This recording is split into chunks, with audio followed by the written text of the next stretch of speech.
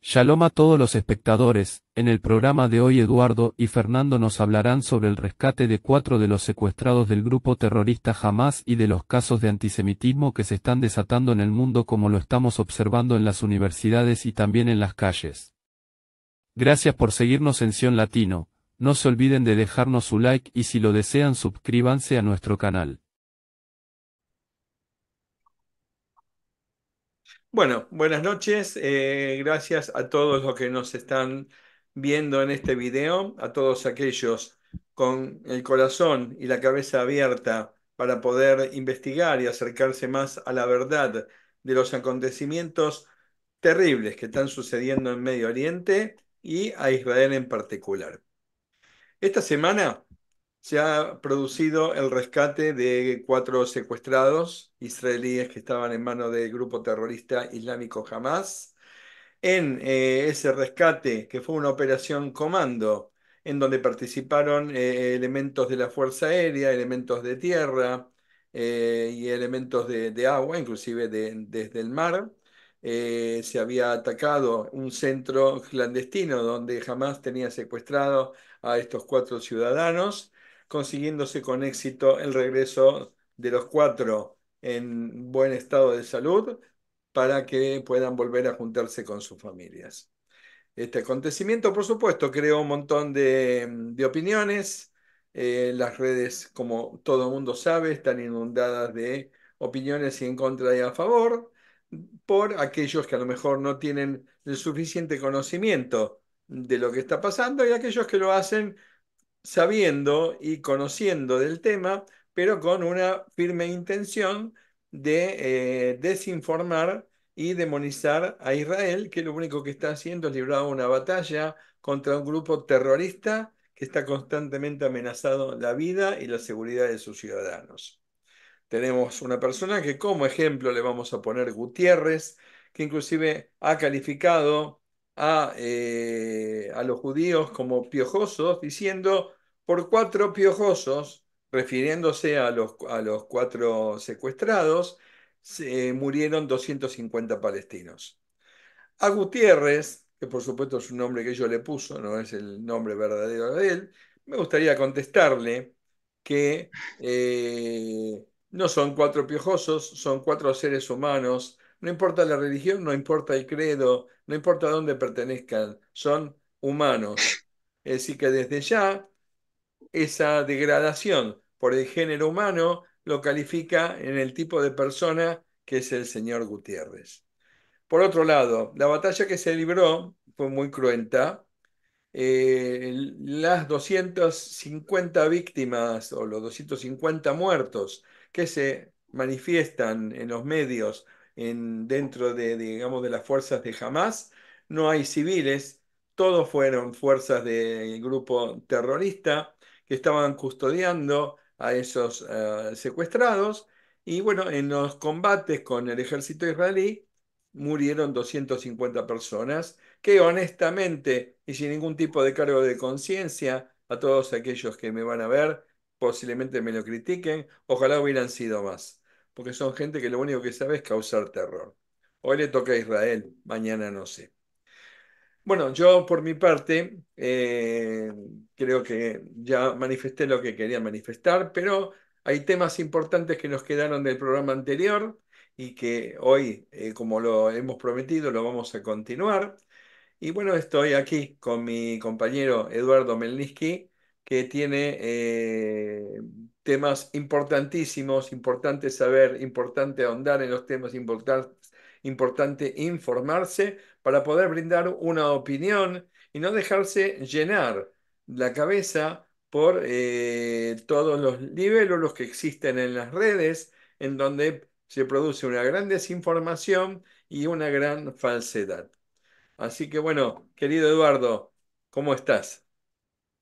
Hola Fernando, bienvenido a una nueva edición de Sion Latino. Un saludo grande desde Buenos Aires, a vos, a nuestros productores, Natalio Hanna, Delia Banchik, que sin ellos este espacio no sería posible, ¿no es cierto? Así es. Bueno, como vos dijiste, hubo muchas novedades esta semana. Hay muchos analistas haciéndose eco, lógicamente, como es lógico, del heroico rescate de los 4 rehenes liberados en el campo de refugiados de Nuseirat, en el centro de la Franja de Gaza. Liberados en un centro de refugiados. Mirá vos, o sea, pasaron 20 años que Israel se retiró de la Franja de Gaza, 70 años de la creación del Estado de Israel y hay campos de refugiados palestinos, ¿no es cierto? Todavía. O sea, eh, yo creo que esto demuestra que los palestinos no quieren darle a su población una mejor calidad de vida. Es como que cobran de las Naciones Unidas, de la Unión Europea por ser refugiados, ¿no es cierto? Ujú. Volviendo, es un lugar hiper peligroso, hiper vigilado por terroristas que le dan un marco heroico a, esta, a, a este rescate que ya es algo histórico, ¿no es cierto? Así es. Bueno, este rescate también demuestra que jamás, si bien debilitada, sigue controlando todas las esferas de la población palestina, ¿no es cierto? Y bueno, yo creo que, decime vos, quería consultarte algo, a ver qué te parece. Yo creo esto de que hay una hiperinformación sobre el rescate, es como que me hace un poco de ruido. Yo no sé si Israel debe dar tantos detalles de cómo se desarrolló el operativo, cómo entraron, cómo se camuflaron, en qué carro entraron. Usando qué excusa, ¿no es cierto? Pensemos que rescatamos a 4 rehenes y hay 110 rehenes más, ¿cierto? Que nos están esperando. Es como que si yo voy a rescatar a los secuestrados en Entebbe, entro, rescato a 4, dejo a 100 y ya saben que voy a ir en avión, que por dónde voy a ir, cómo voy a llegar, que camuflé un auto, que está Idi Amin adentro del auto. Yo no sé si eso no es darle mucha información al enemigo porque Israel va a tener que seguir haciendo este tipo de operaciones si es que no se llega a un acuerdo. No sé cómo lo ves vos. Sí, estoy de acuerdo con lo que decís. Lo que suele ocurrir es que Israel a veces se ve obligada a explicar demasiado y hasta en detalle cada operación que hace por el tema de lo que justamente venimos desarrollando desde el comienzo de esta emisión, ¿no? Que Ujú, hay mucha gente en las redes y mucha gente en los medios, más en las redes que en los medios oficiales, en donde aprovechan retazos de verdadera información para desinformar y, digamos, transformar la noticia en otra cosa. Entonces, para que mostrarle al mundo cómo fue y evitar que esas personas puedan ensuciar y envenenar los medios, es que se ve obligado el país en explicar a lo mejor con demasiado detalle lo que sucedió. claro, Pero estoy de claro. acuerdo contigo, yo pienso que hay detalles que sí son demasiado, digamos, exactos Es darle mucha para... información a un enemigo que ya está advertido y hoy yo estuve leyendo que dieron órdenes de que si había algún tipo de sospecha, maten a los rehenes, Sí, a, sí, a esos rehenes en primer lugar. eso es Entonces, bueno, a eso me estoy refiriendo puntualmente. Pero sí, bueno, sí, sí, quería hacerte este pequeño comentario y saber tu opinión. sí, Eh, Bueno, yo estuve indagando un poquito esta semana sobre un tema que quería tocar y quién es el responsable, o sea, se habla mucho en los medios de los niños en Gaza, ¿no es cierto? Entonces, la pregunta es, ¿quién es el responsable de los niños en Gaza? Al respecto, voy a empezar diciendo que el que controla Gaza con puño de hierro es Hamás.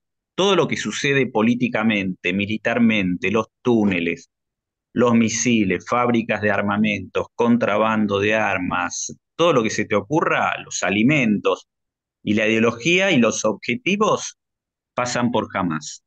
Según su carta fundacional, es destruir a Israel. Y aquí viene algo que no nombré, que es el sistema educativo, que es un pilar de estos grupos asesinos, que es transmitir a las nuevas generaciones estos valores que promueve el ejército islámico, Hamás, Hezbollah, ¿no es cierto?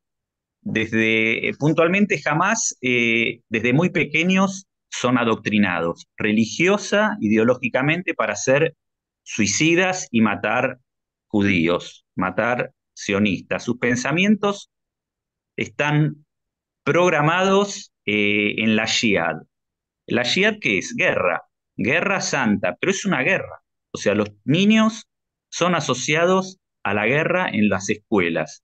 Deben aprender de memoria eslogans y que desean morir siendo yihadistas, convertirse en mártires, ser yahides, que representa para un chico de nuestra sociedad, puede ser en Argentina, sería ganar un mundial de fútbol, digamos. Vos los escuchás a un chico, ¿qué querés? Lo reportean a Maradona en la televisión, a Messi, y yo quiero ganar el mundial. Bueno, estos chicos los reporteas, perdón, en la calle y tal vez te dicen, yo lo que quiero cuando sea grande es matar a un judío. Según la currícula, el plan de estudio, llamarlo como uno lo quiera llamar, los niños son incorporados como combatientes por Alá, algo que está totalmente prohibido y es inaceptable por todas las convenciones internacionales. O sea, nadie en las Naciones Unidas cuestiona, o en las universidades occidentales que son casas de estudio, nadie está cuestionando estas prácticas. Desde que jamás tomó el poder en el 2007 circulan videos que los habrás visto seguramente y nuestros oyentes también los habrán visto en algunas oportunidades porque circulan, que desde los 6 años los niños en actos escolares hacen actuaciones que representan un guión con la muerte de que matan judíos, ¿no es cierto? Son cosas que nosotros no podemos entender, eh, que no es para nosotros racional educar a un niño en la muerte o en el matar, ¿no es cierto? Y esta semana seguramente también habrás visto, Fernando, Sí. hay videos de ya hace tiempo del hijo del jeque, uno de los jeques fundadores de Hamas, Musaf Hassan Youssef, Sí. que es hijo de un jeque fundador, que él desertó de Hamas. Y voy a leer algo porque esas son palabras de él, ¿no es cierto? Lo voy a estar leyendo. Dice A que propósito, todo tengo el el mundo... libro. Ah, de él. Sí. Bueno, entonces cualquier cosa, si querés aportarme algo, yo hice un pequeño, así su pequeño subrayado y él dice que desertó de Hamas y dice que todo el mundo parece hablar en nombre de los niños de Gaza culpando a Israel, pero están engañados. Dice que los niños en las escuelas les enseñan a ser suicidas y dar la vida, cosa que yo ya dije. Jamás comete un crimen contra esta generación por el adoctrinamiento y cuenta él que de niño fue atado a un poste y castigado por su mentor con un cable eléctrico hasta desmayarse. O sea, focalicemos esta imagen. Un chico que es educado y se lo tortura por algún motivo, ¿no es cierto? Él dice que esa es la forma de educación, quieren convertir a los niños en violentos. Bueno, si vos leíste el libro, seguramente estará Sí. alguno de estos conceptos. Él se explaya mucho más, qué sé yo. Y según los datos que se manejan, en el 2021 participaron en la currícula de estudios de Gaza 37.000 alumnos de tan solo 15 a 17 años. 2021 a 2023, que fue el ataque, estos jóvenes son el semillero de Hamas, que hoy se suma al combate, ¿no es cierto? O sea, Así es. ¿qué tareas desempeñan los niños en Gaza? Desde los 8 años vigilan. O sea, vos ponete acá, andá a la calle, andá al techo y decime si viene un tanque, algo. Son informantes. A partir de los 10 años ya son correos que llevan, traen hasta armas o pequeños explosivos o alimentos para los terroristas. Bueno, y ya a partir de los 14 años colaboran en la construcción de túneles y ya empiezan a ser entrenados con armas. Hay testimonios, he visto testimonios fílmicos de soldados, de niños donde participan con armas, se pulsan botones de, de, de bombas cuando lanzan los misiles están los chicos ahí al lado de las. Porque aparte las lanzaderas de misiles están en las escuelas, están en los hospitales. O sea que los niños no, o sea, son utilizados por Hamas, y los utilizan finalmente como escudos humanos para defenderse a ellos, para defender instalaciones militares. Y como saben que Israel en general no va a atacar muchas veces donde hay niños, eh, salvo que les estén disparando, no sé, es como una situación muy difícil de controlar. Tal cual. Tal cual. Y como Eh, acotación a lo que estás mm, diciendo, Eduardo, como vos estás afirmando justamente en la doctrina de los chicos, y el que quiere verificar lo que estás afirmando, puede fijarse en el canal de Sion Latino. Hay videos de cómo los chicos son entrenados. claro. Jamás, Fernando, necesita esta violencia. O sea, sin caos no puede sobrevivir. O sea, el clima donde estas organizaciones prosperan es el clima de la violencia y por eso educa para estos objetivos. Si los niños no tienen a nadie que hable en su nombre, están totalmente desprotegidos, están absolutamente vulnerables. Ninguna organización política, las Naciones Unidas, sale a, mm, a criticar a condenar esto, ¿no?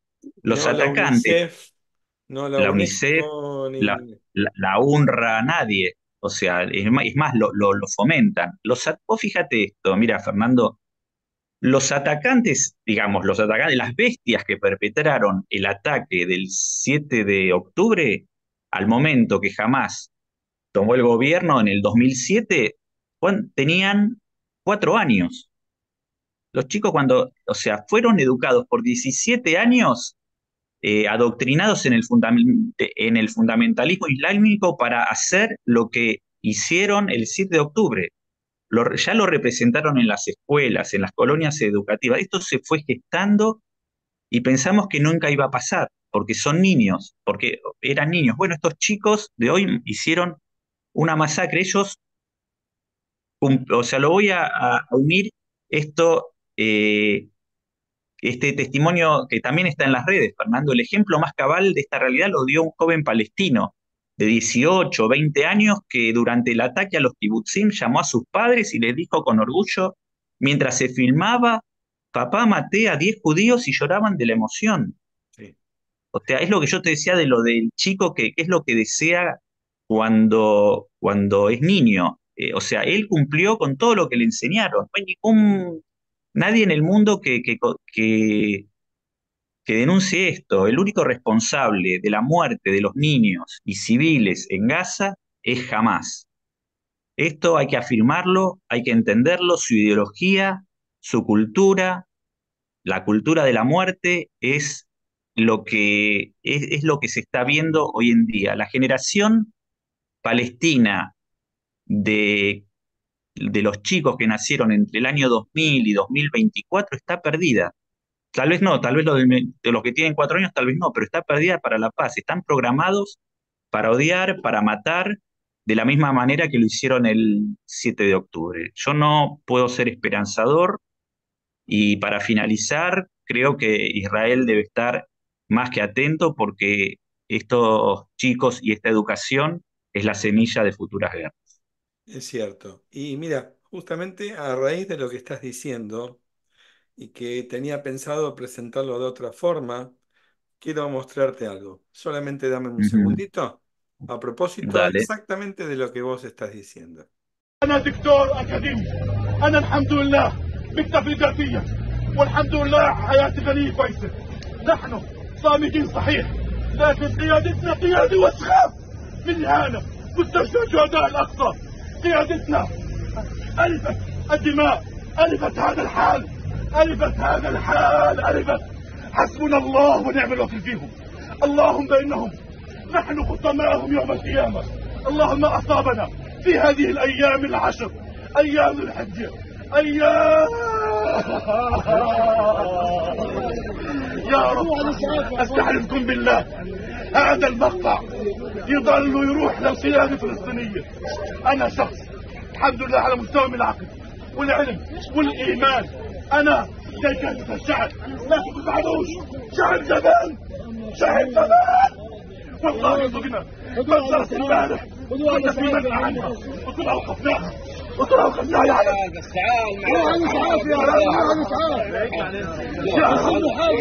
يا رب القيادة والبقى في دم، بقى في قتل، واحنا عنكم والله وتعالى قيادة لا تمثلنا، لا تمثلنا، والله لا تمثلنا. Bueno, como acabamos de ver en el video, es todo justamente como complemento de lo que afirmabas vos. Y se puede ver claramente en ese video que lo que está haciendo Hamas no va solamente en detrimento de la población de Israel o de Israel como Estado, va en detrimento de su propia población. La propia población de Gaza está sufriendo a consecuencia de las acciones de Hamas. Bueno, una cosa importante, muy importante, es que la semana pasada, en el programa que emitimos, íbamos a continuar hablando sobre el antisemitismo en el mundo, porque habíamos visto manifestaciones en las grandes universidades, en las calles, en manifestaciones pro-palestinas donde se agreden a judíos en otros países lejanos a Israel y que nos están dando una pauta que no estamos ya refiriéndonos a un problema con Israel, sino con la colectividad judía en general. Así que bueno, me gustaría justamente que digamos, darte el pase para que nos puedas explicar todo lo que no nos quedó tiempo de hablar la semana pasada. Bueno, perfecto, Fernando. Te quería hacer un comentario para empezar el tema, ¿no? Que viene al caso, que en estos días de guerra, de tantas noticias, siempre entre amigos, cuando vamos a cenar, estamos en una casa, surgen invariablemente las noticias y siempre se abre el debate sobre Israel y Hamás, ¿no es cierto? Y los palestinos. Y en general he notado, me ha pasado que siempre en estas discusiones, aunque se hable de los rehenes o de cualquier otra cosa del tema de Medio Oriente, se llega a la génesis del conflicto árabe-israelí. Eh, y por eso me parece fundamental aclarar un punto que me parece muy importante. Y yendo directo al tema, es que hay una afirmación que escucho muchas veces en estos debates, en la televisión también, y en las redes sociales también se sostiene que la existencia del Estado de Israel nació como una creación europea en tierras musulmanas por la culpa que el holocausto generó en Europa. Este es el tema. Esto es un argumento, aunque muchas veces no parezca, es un argumento antisionista que sostiene que Gran Bretaña, un día de la nada, creó un Estado judío donde, según esta teoría, no hay en Palestina, en la Palestina británica, judíos viviendo y que son un elemento foráneo que viene a ocupar las tierras árabes. ¿No es cierto? Este, bueno, antes de empezar con algún argumento, tengo que decir que esta afirmación es absolutamente falsa. No solo es una simplificación, sino una deformación de la realidad producto del desconocimiento histórico. Pero esta afirmación es el origen o la piedra filosofal de todos los grupos antisionistas, esgrimida por gente de la izquierda progresista, por musulmanes y en las universidades también, en las casas de estudio, en las universidades tomó fuerza en mucha gente que repite esta frase que yo traigo acá como un argumento rápido y creíble de la realidad. Parece ser un dogma irrefutable, esgrimido ligeramente como una verdad. O sea, el que te dice esto ya, viste, tiene un poroto en su bolsa. O sea, ¿cómo sé? Esto habilita, parece que esta frase lo habilita a saber del tema, ¿no? Pero es falso, es como que este dicho es parte de esos mitos urbanos. Y es aquí donde, si me permite, Fernando, quiero entrar en los argumentos, ¿no es cierto? Y a veces son incómodos porque una frase abre un mundo de cosas una calumnia abre un montón tenés que escribir un libro para desarticular esa afirmación, ¿no es cierto? Entonces, volviendo, antes de comenzar, es afirmar que el holocausto es la causa de la creación del Estado de Israel es un axioma absolutamente inexacto y falso. Una utopía, se Bueno, puede decir. claro, sí, sí, sí, es algo falso, es falso, o sea, no tiene que ver con la realidad y ahora voy a tratar de explicarlo, es muy complejo, pero voy a tratar de explicarlo. Este, en primer lugar, judíos hubo siempre en Israel, desde tiempos inmemorables. La ciudad de Jerusalén, de Tiberíades, de Sfat, de Hebrón, de Haifa, algunos otros poblados, siempre hubo judíos, desde la época de los romanos. Es verdad que las sucesivas conquistas fueron implacables con los judíos nativos, porque eran millones y a pesar de las matanzas, expulsiones que siempre fueron impuestas, el pueblo judío siempre siguió unido a su tierra ancestral, donde se desarrolló su historia, ¿no es cierto? A partir de 1850 se empieza a difundir y organizar esta idea milenaria de volver a la tierra de Israel. Los judíos de todo el mundo se conectan con esta idea y tienen un objetivo y una empresa común por la cual tener una esperanza para vivir. El sionismo es un movimiento de esperanza, de amor para volver a una tierra milenaria y tener un Estado por fin después de muchos años de exilio, ¿no? Producto de este entusiasmo, los judíos comienzan a sumarse al regreso a la tierra histórica. Pero no con la idea de tener que echar a nadie, sino convivir con los pobladores que existan en esa época. Había judíos y había árabes. Pero no había ningún estado establecido hasta ese momento. Era una provincia, Palestina era una provincia secundaria, tal vez pobre, del Imperio Otomano. O sea, como dije, había población judía autóctona y los árabes llegaron después de 800 años que cayó el reino de Judea. O sea que los árabes no son nativos de esta tierra que estamos hablando. O sea, sus mezquitas están construidas sobre templos judíos destruidos. O sea, la piedra donde Isaac, Abraham, está dentro de la mezquita de Omar. Para los que fueron, es impactante. Este, Es y más, desde la los caída, musulmanes no existían en esa época. y lógicamente, los musulmanes vienen 800 años después de la caída de Judea. O sea, Nadie desde ese momento, desde el Estado judío de Judea, la tierra de Israel siempre pasó a ser una provincia de algún imperio. O sea, era un botín de guerra para Roma, para el Islam, para los cruzados, para los otomanos. Era un botín de guerra de que se la saquea a otra potencia. Y cuando llegaron los británicos, le cayó Palestina en sus manos.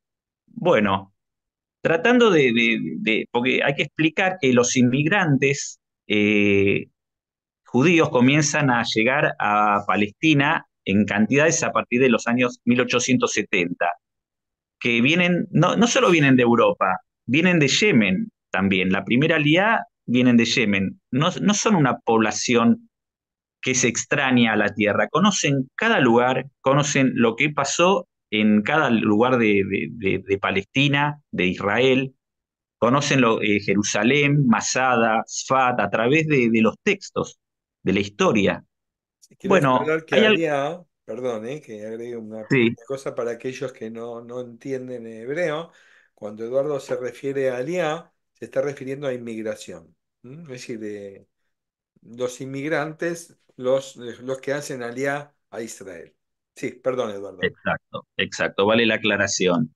Bueno, traje algunos datos que voy a leer porque para hacerlo más rápido. En 1878 crean Petah Tikva. En 1882 estos inmigrantes crean Rishon LeZion, los primeros viñedos. Se organizan en 1897 una serie de congresos sionistas para apuntalar políticamente la idea que se viene desarrollando sin pausa desde hace 30 años, desde 1870, como lo referí. En 1909 se crea el primer kibutz de Gania y en ese mismo año Tel Aviv. En 1918, ya con la finalización de la Primera Guerra Mundial, se pone la piedra fundacional de la Universidad Hebrea en el Monte Scopus, que fue inaugurada en 1925 y la primera clase la dio Einstein, y fue inaugurada también por la presencia de Bialik, de Balfour, y en 1920 se crea la Haganah, la defensa judía, y la Histadrut, que tiene en esa época 30.000 trabajadores. Es decir, que para 1930 aproximadamente, la creación del Estado judío era una realidad. O sea, el, era una comunidad que estaba formada por 500.000 personas, tenía, tenía organización, tenía gobierno, tenía economía propia, tenía una federación del trabajo, tenía plantaciones de cítricos, etcétera, etcétera, industrias y todas las condiciones para declarar su independencia. Y en ese año, como yo estoy citando 1930 a 1935, hay un video de niños que me gustaría que lo pongamos, checoslovacos en 1930, cantando el Atikva en una ciudad de Checoslovaquia, y esto grafica que el Estado judío ya era una realidad. 500.000 personas viviendo en todo Palestina y en Europa un gran entusiasmo por la creación del Estado judío. Bueno, cómo no, si te parece bien, para que puedas Ujú. tampoco descansar y tomar un vasito de agua, vamos a Bueno, agregar este video sin ningún problema.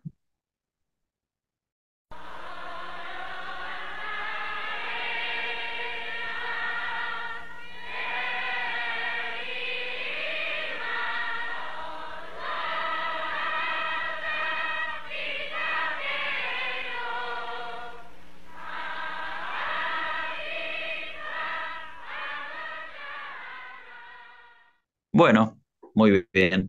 El punto 2, donde quería ir, es el mandato británico. ¿Qué es lo que pasó con el mandato británico? Porque si hay una acusación, yo lo tomo como eso, una falsedad de que que los británicos nos regalaron un Estado con monito en detrimento de las poblaciones árabes, bueno, veamos qué pasó con el mandato británico, si te parece. El mandato británico a partir del año 1920 aproximadamente, fue un estorbo para las aspiraciones judías de tener un Estado. De hecho, impidieron la llegada de cientos de miles de judíos antes de la Guerra Mundial y mucho antes del Holocausto. O sea, los que impedían la llegada de judíos a Palestina eran los británicos. Es decir, que de no haber existido el mandato británico y el bloqueo europeo británico a Palestina, el Iyub, explica cómo que es el Iyub, Fernando, vos que...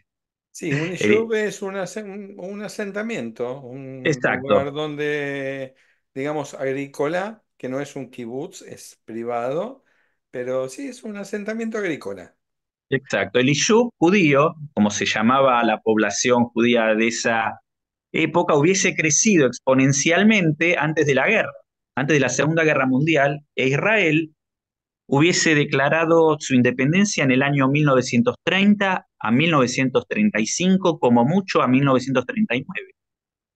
Los británicos, también presionados en ese juego de equilibrios por los árabes y por el muftí de Jerusalén, Mahamin al-Husseini, combatieron fuertemente el nacionalismo judío, con la cárcel, la horca de sus líderes, también los árabes generaron matanzas como la de Hebrón en 1929, expulsando a todos los judíos que vivían allí desde tiempos bíblicos.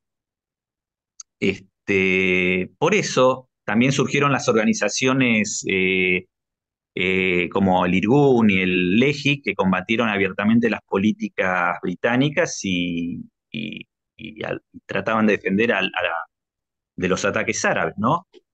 Bueno, finalmente se llegó a una situación que al no poder controlar el nacionalismo judío, Gran Bretaña decide retirarse de Palestina y encarga a las Naciones Unidas que intervenga y que haga un plan de partición. Ahora yo te pregunto, ¿qué país del mundo surgió por un plan de partición de las Naciones Unidas? Ninguno. No existe un país que haya sido creado por las Naciones Unidas, digamos. Las Naciones Unidas decidieron Bueno, hacer un plan de en realidad partición. sí, te hago una pequeña corrección. Sí, dale. Y eso es justamente de lo que vos estás afirmando. En el mandato británico, cuando se hizo la partición, estaba dividido, digamos, ellos crearon Jordania, los británicos. ¿Por qué? Porque era un pedazo de tierra que estaba detrás del río Jordán. Entonces, después del río Jordán, Transjordania, que después se transformó en el reino hachemita de Jordania, que también, Claro, pero no por las naciones, por una partición de las Naciones Unidas, lo no, creó Inglaterra. exacto. Bueno, a lo que voy es que Inglaterra tenía que haber creado un Estado judío, no las Naciones Unidas. O Inglaterra se tenía que haber ido y dicho, bueno, que declaren su independencia y si no se aceptan entre ustedes, vayan a la guerra, como lo hizo Pakistán con la India, que no hubo partición. Inglaterra se fue y dijeron, bueno, hubo una comisión ahí que más o menos dijo, bueno, acá hay más árabes, acá hay más hindúes, bueno, listo. La frontera pasa por acá. O sea, bueno, las Naciones Unidas, volviendo al tema, decidió el plan de partición en dos estados con la resolución 181 y creó una comisión que se llamó la UNSCOP. Esa comisión estaba constituida por 11 países, que esos países no había casi no había europeos dentro de esa comisión. Estaba Perú, estaba Uruguay, estaba Canadá, Australia, Holanda, que es europea, el único, Guatemala, India, Irán, Suecia y algún otro. Turquía. Al- al- y Turquía, puede ser, puede ser.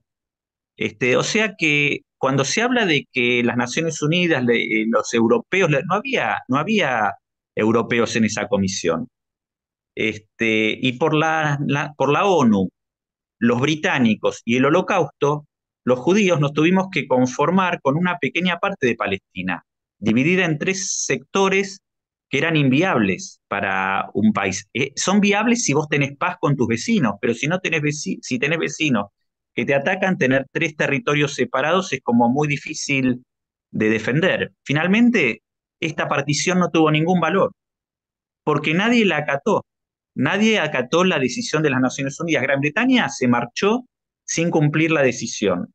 Y ningún país árabe la aceptó, y es más, atacaron, como decimos acá, como dicen en Argentina, atacaron en manada al naciente Estado judío con el objetivo de aniquilar a la población, tal cual lo hicieron el 7 de octubre. Si Israel no se hubiese defendido y no hubiese ganado la guerra, el 7 de octubre hubiese sido la muestra de lo que hubiese pasado en ese momento. Israel fue el único país que cumplió la resolución a pesar de que la decisión limitaba sus aspiraciones. O sea, no era no era lo que le convenía a Israel. Y si no hubiese habido partición, tal vez Israel hubiese sido más grande de entrada. Entonces, ¿dónde está el hecho de que Israel fue creada por Europa por una decisión de Gran Bretaña o un regalo de las Naciones Unidas que el mundo le dio a los judíos por el Holocausto? ¿Dónde está el favoritismo hacia los judíos? Y yo agrego algo más. Y eso es algo que te quiero invitar para que lo hagamos en otro programa porque es un tema largo y ya hoy seguramente ya no lo vamos a poder hacer porque tenemos otros temas para presentar. Pero todos aquellos miticistas, como Gutiérrez y todos aquellos que dan vuelta. Es decir, yo nombro a este Gutiérrez no porque me interese, sino porque para que haya alguien que represente a lo que me refiero.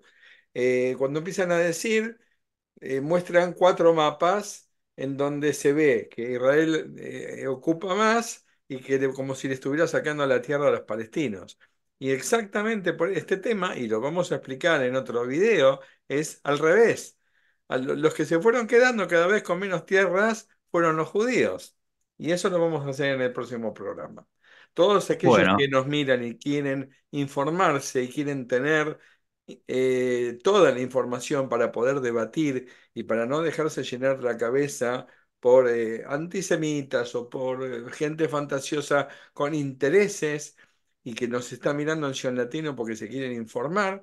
En la semana que viene les prometemos que vamos a explicar claramente que no solamente que Israel no le está sacando nada a los palestinos, sino que a los judíos se les ha quitado una tierra que le correspondía y lo que hoy es el actual Estado de Israel es mucho menos de lo que le hubiera correspondido según la historia. Bueno, déjame terminar un por poquito supuesto. para cerrar el tema. Eh, Retomo un poquito que a criterio yo creo que Israel se tendría que haber declarado su independencia, vuelvo al tema, entre 1930 y 1939, porque lo que pasó, que los años de demora fueron muy nocivos para Israel. ¿Por qué? Porque todos los países árabes se fueron independizando de Francia e Inglaterra mucho antes que Israel. Egipto se independizó en 1922, Irak y Arabia en 1932, el Líbano, Siria también. Es decir, que cuando Israel logró su independencia, los árabes ya tenían 5 nuevos estados que fueron los enemigos del Estado judío. O sea que cuando nace Israel, estos países ya estaban armados con ejércitos regulares, tenían un poder importante, como vos dijiste, la Legión Árabe estaba comandada por un general inglés, John Globe se llamaba, y los estados árabes fueron los únicos beneficiarios de los mandatos británico y francés. O sea, lograron su independencia del Imperio Otomano. Los británicos les cumplieron todas sus aspiraciones y los británicos no declararon un Estado judío, porque declarar un Estado judío en esa época era un problema para la Europa cristiana y a pesar de la declaración Balfour no le dieron la independencia y delegaron la decisión a las Naciones Unidas. Lo único que hizo posible, y para terminar, Fernando, lo Sí. único que hizo posible la independencia de Israel fue la población judía de Palestina y el desarrollo de esos 80 años de sacrificio y de los combatientes judíos en la guerra de la independencia. Y la previsión, lógicamente, de los, de los líderes políticos judíos de esa época de entrenarse y comprar armas para el momento que eh, sea necesario defenderse, ¿no es cierto? De hecho, tuvieron que combatir durante un año entero hasta el 49 y no fue gratis para Israel esta lucha, porque le costó a la población judía el 20% de su población en la guerra de la independencia. Y para terminar con los argumentos de que es una falsedad el asociar el holocausto a la independencia de Israel, vamos a suponer que la tierra de Israel no hubiese estado poblada por judíos y se produce el holocausto. Yo pregunto a la gente que nos escucha, ¿cómo se hubiese declarado la independencia? O sea, no hubiese sido posible. ¿Quién hubiese defendido la independencia de Israel si por la culpa del holocausto se le da tierras a los judíos? Es decir, que la teoría de que Israel es una entidad extranjera y foránea que le otorgan a los judíos por culpa del holocausto es una falsedad y un argumento antisemita para decir que los judíos no existían en Israel y que le quitaron las tierras a los árabes. Y eso no es así, reitero. Si no hubiese habido partición, Israel se hubiese declarado su independencia 10 años antes. Y le pido a todos que conozcan la historia, que transmitan el apego que los judíos tuvimos sin pausa a la tierra histórica de Israel y que se revivió el Estado judío por obra de la población, que luchó contra Inglaterra y que sufrió el holocausto, pero no tuvo que ver con la independencia. Bueno, creo que parafaseando a Golda Meir, yo creo que no es que no tenemos a dónde ir, sino que realmente es nuestra tierra y ahí queremos ir. Y cuando no fuimos fue porque nos echaron. Sí, sí. Bueno, Meir lo que dijo, no tenemos otra tierra, ¿no? Que no tenemos tierra. Que nuestra Mm. única tierra es Ah, esta. yo entendí Eh, que dijo no tenemos dónde ir, pero no, bueno, puede ser. ella dijo, no tenemos otro lugar donde ir, esta es Oh, nuestra tierra. esta es nuestra tierra. Pero no importa, está bien igual. Antes de pasar a tu próximo tema, voy a aprovechar lo que dijiste. Cuando la gente habla y afirma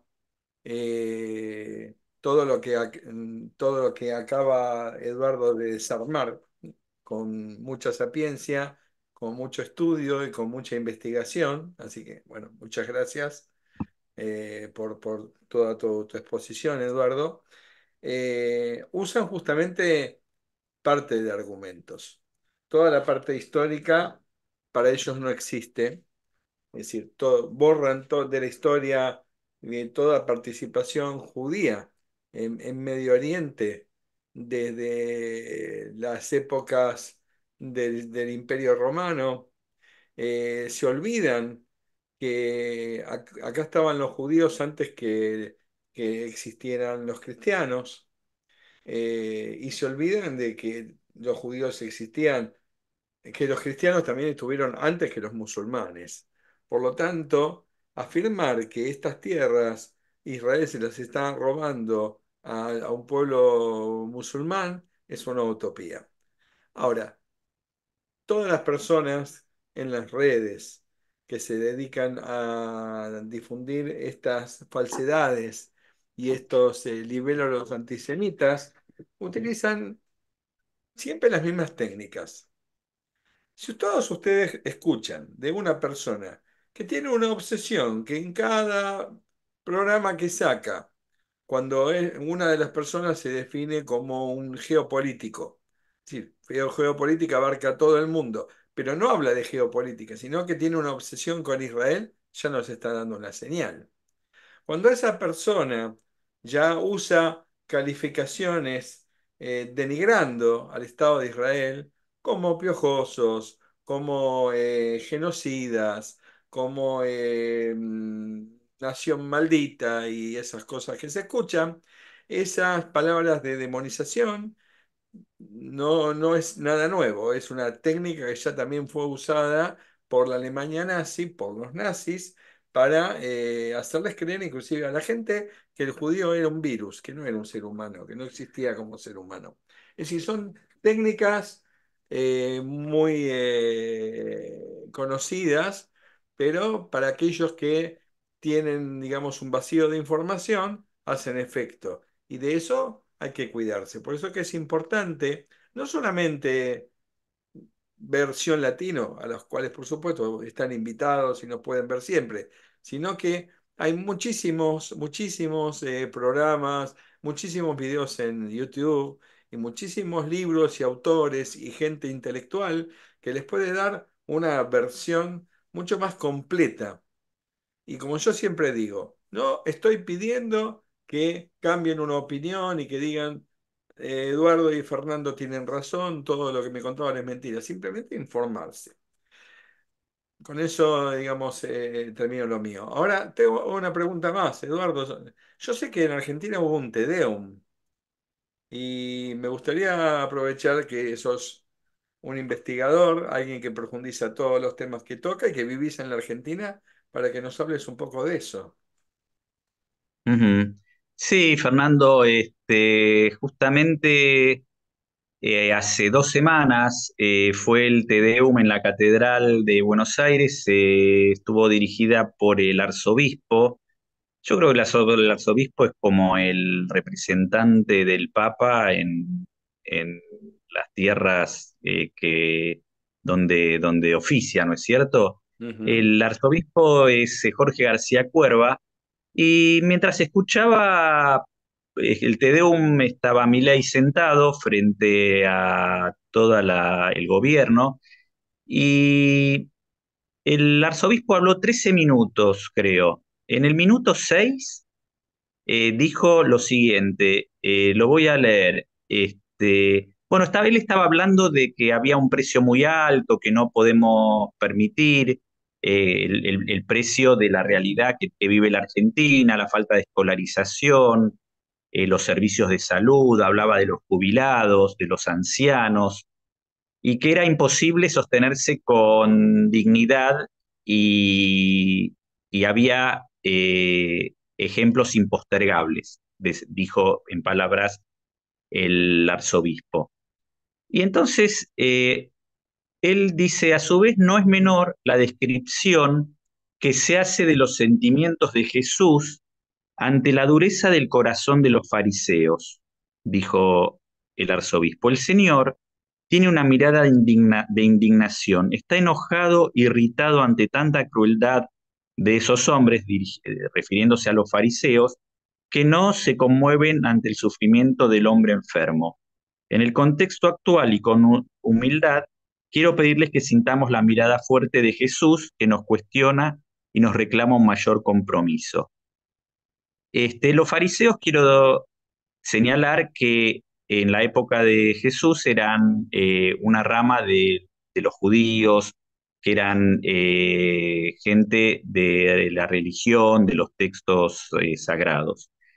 Y dice ahí en el minuto 8, está hablando de política, pero de repente aparece con con comentarios que me llamaron la atención, y voy a leer lo que dijo en el minuto 8. Hacia el final del Evangelio, San Marcos nos relata que los fariseos se confabularon con los herodianos para buscar la fórmula de acabar con Jesús. Estos dos grupos parecen superar la grieta. Son grupos religiosos y políticos muy diferentes, con diferentes ideas y concepciones de la vida, pero se juntan no para construir o hacer el bien, lo hacen con el único afán de pensar cómo matar a Jesús. Entonces está hablando de los fariseos, los herodianos. Yo quiero aclarar que no soy un estudioso de las Santas Escrituras, ni judías ni cristianas, ¿no es cierto? Pero este, es como que me llama la atención eh, los dichos de él. En esa catedral lo que se dijo de la nada es que los judíos se confabulan para hacer el mal, que tienen dureza de corazón, la crueldad del corazón de esos hombres, no se conmueven ante el sufrimiento, etcétera, etcétera, etcétera, etcétera. Entonces, cuando uno dice el antisemitismo, y dice, hay lugares donde no hay judíos y hay antisemitas, o yo no conozco un judío pero soy antisemita, esta es la explicación de dónde nace y dónde se incuba el antisemitismo. Una gente que fue a una iglesia en España o en Francia o en donde fuera. Yo he estado en España y he escuchado, mira, visitando de turista, y he entrado casualmente en horas de una misa y uno se pone a escuchar y está este tipo de comentarios que hoy en día no tienen nada que ver y generan en gente que no conoce judíos, generan el antisemitismo. Y este es el huevo de la serpiente. Sí, sí, sí. También es un tema largo, también es un tema largo. El origen del antisemitismo está basado en mitos. Pero es un tema largo. Yo creo que también podemos ponerlo en una agenda como para contarlo en uno de nuestros programas. Pero eso es el antisemitismo puro. Todo mito, todas cosas que eh, es difícil de, digamos, de desarmar, porque es de creer o no creer nada más. Claro, claro. Y De todas formas, no, me resultó muy incómodo y llamativo escuchar, y tal vez a mucha gente se le pasó desapercibido, porque tal vez no sabe ni qué son los fariseos, tal cual. pero lo dijo como, no sé si edulcorado. Realmente me Sí, cayó muy mal. sí, sí, sí. De todas formas, pienso que es un error de parte de un representante de la Iglesia, porque en el Concilio Vaticano II, el Papa Juan Pablo II calificó a los judíos como los hermanos mayores y rompió con ese mito que los judíos cargaban con la culpa de la muerte de Jesús. Pero bueno, tampoco quiero entrar en ese tema ahora porque ya nos estaríamos, digamos, adentrando en otra rama. Creo que Ujú. hoy hemos, o mejor dicho, aportaste cosas muy importantes para las personas que realmente tienen la cabeza abierta y quieren saber, que están ávidas de información y que quieren opinar. Y como siempre digo, opinar está bien, debatir está bien, pero siempre con conocimiento. No podés debatir sobre algo que no conoces. Y bueno, lo que estamos haciendo acá desde Gen Latino es tratar de aportar un granito de arena y de ir llenando espacios y que la gente pueda ver que hay otras cosas, no solamente lo que cierta parte de las redes y cierta parte de estos medios de comunicación 2.0 del siglo XXI intentan introducirles en sus pensamientos y en sus formas de abarcar este tipo de situaciones, como la triste guerra que Israel está librando acá en Medio Oriente.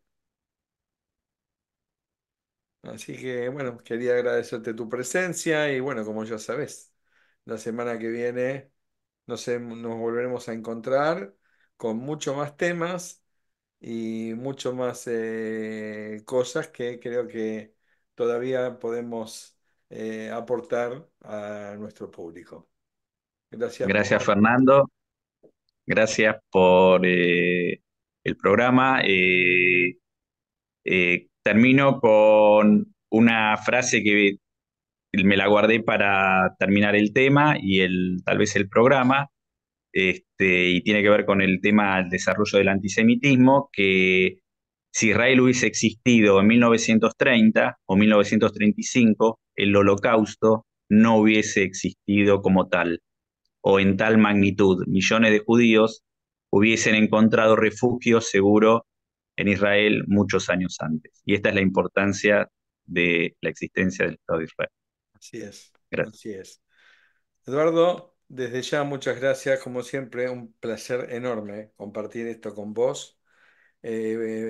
No te quepa ninguna duda que escuchándote yo mismo aprendo muchísimo y bueno, en nombre de todo el equipo de Sion Latino, gracias por lo que nos enseñaste y bueno, agradeciendo también a todos aquellos que nos ven. Y bueno, y espero que nos sigan acompañando y que nos ayuden a difundir este mensaje, que no es un mensaje, digamos, de guerras, es un mensaje solamente de sacar la verdad. Así que bueno, a todos aquellos que quieren colaborar para que esta verdad sea difundida en otras personas, solamente con compartir este video ya nos están ayudando mucho.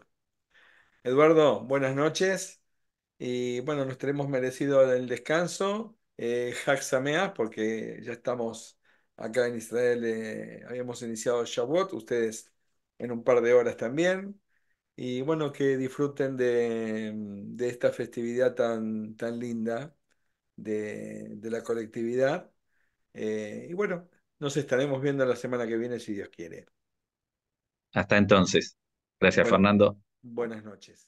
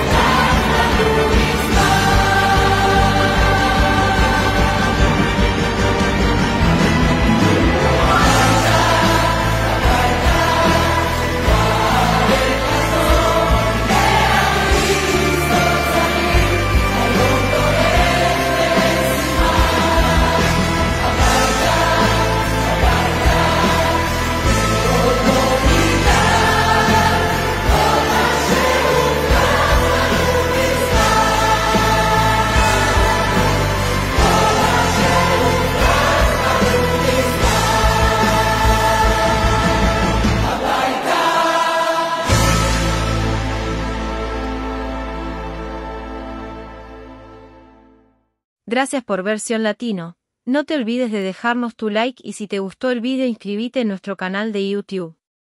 También nos gustaría leer tus comentarios. Gracias.